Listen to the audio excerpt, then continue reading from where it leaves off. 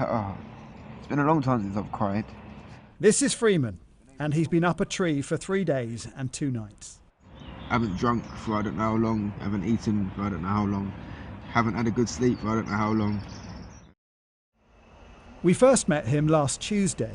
He's been living in this forest camp since last August with his dog Cheeky on the edge of some steel fencing, behind which diggers are carving out the route for the high-speed rail track HS2. He wants to stop them, but bailiffs warned he had to move. And so are you going to move out?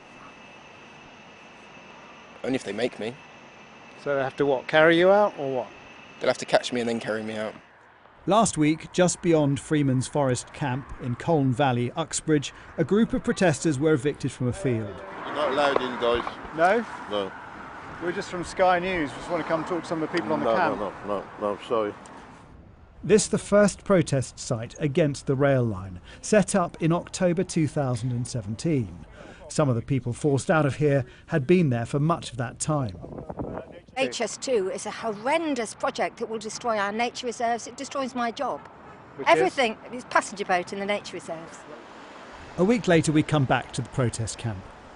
So this land was completely cleared out last week. HS2 say they had the right to do it because they owned the land and they got a court order to evict the people on it in November last year. But what's happened is that the protesters have simply retreated back to the woods where Freeman is camped out.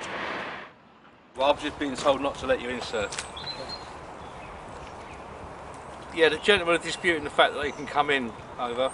We have a right to walk down there and you don't have a right to stop us. You can't stop us. Well, we can, sir, and we are.